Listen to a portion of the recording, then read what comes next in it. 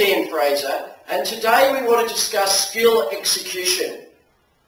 And it was interesting, just last week, Paul Roos, the Sydney Swans coach in Australian rules football, released a book, and in it he said that skill development will be the next frontier of football.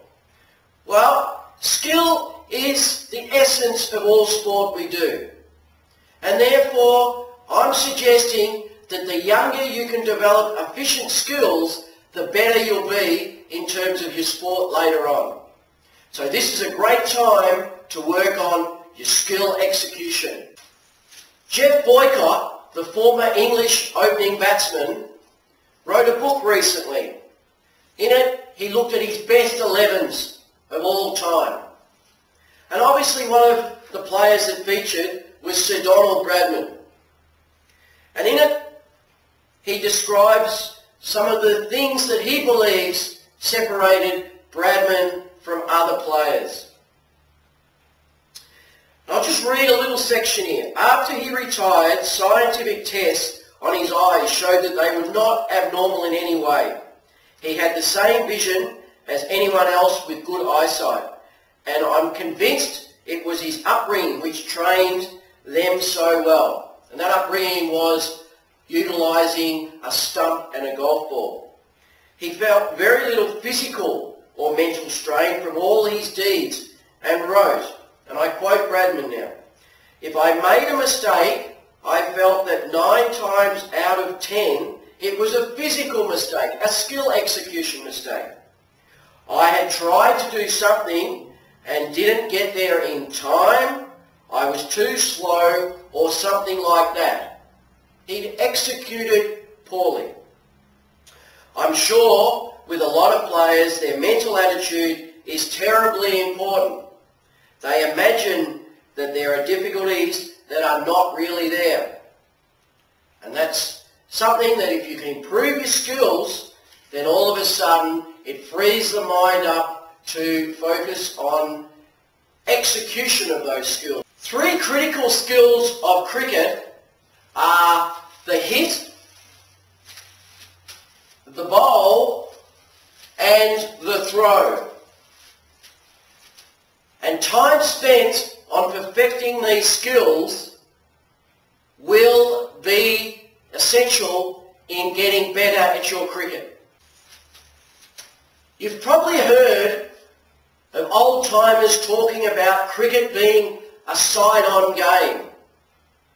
And what they're saying is that cricket is a rotation game, and that we go from a point being side-on to where the ball's coming from, or where it's got to go to being a point where we end up facing to the point where it's either hit to or released to.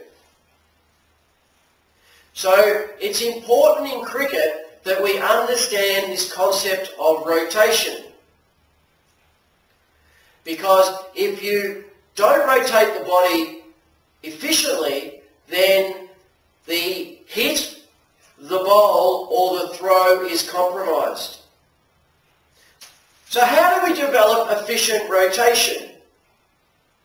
Well, it's important that when we reach the top of any extension, whether it be our back lift, our arm, being whether it's the throwing arm or the bowling arm, that the hips are in a position that allows an elastic band effect on either the bat or the ball that's being bowled or thrown.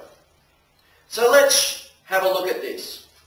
So if I'm using a drive as an example, so I set my feet up, which allows me to take an extension.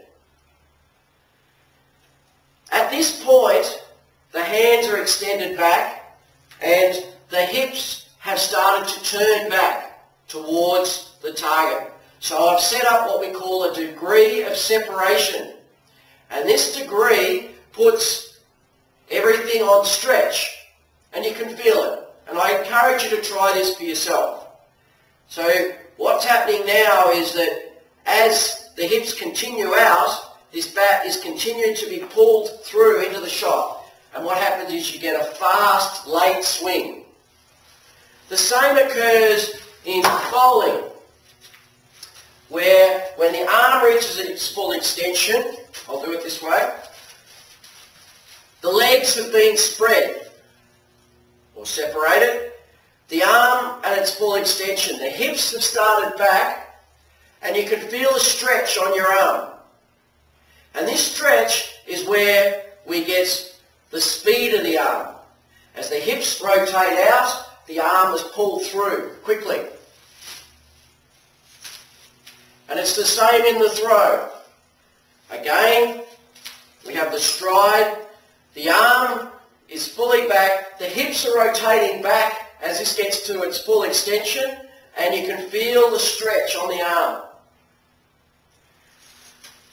Encouraging players to understand these positions is important, and I think we can really help by just taking some time to let them experience what it feels like to set up these positions.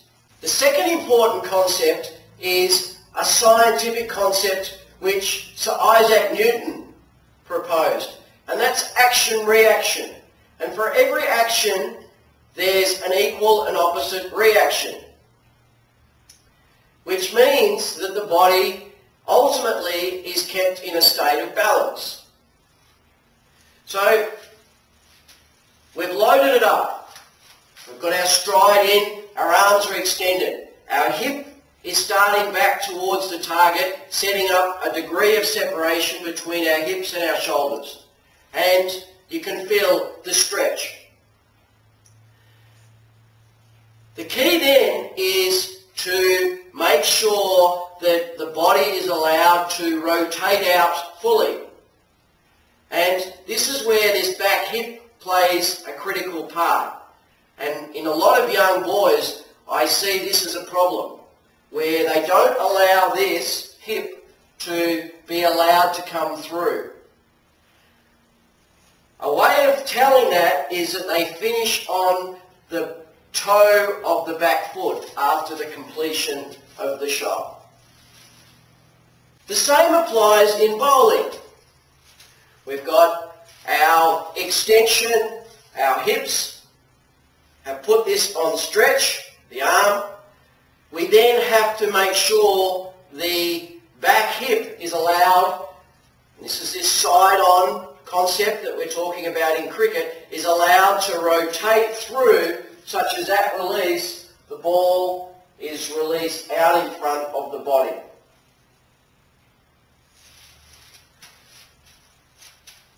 And we see that often in young kids where they don't release this back hip and they end up bowling just with their arm. And of course throwing's the same. We've set up our position, our hips have turned, back hips turned back towards its target. This is on stretch. Then we must release this through such as that these hips are now driving towards their target. And this is something we can practice without having to have anything complex. By just setting up the positions and getting the feel for those positions will help enormously. But what about in batting off the back foot, where everything's going backwards? This is a lot more complex and something that many players struggle with, and that is to hit the ball successfully off the back foot. And the key is to make sure that our weight stays over our front foot until the bat starts travelling down. So as with the bowling and the throwing, we set up a separation of our feet, a stride, which allows us to set up a length in our takeaway. But the key is to keep our weight over our front leg until this bat starts its travels down. Once the bat starts its travels down, the action-reaction comes into play as we hit from a balanced position and we can get our power. So, summing up, skill, as Paul Roos said, is critical to succeeding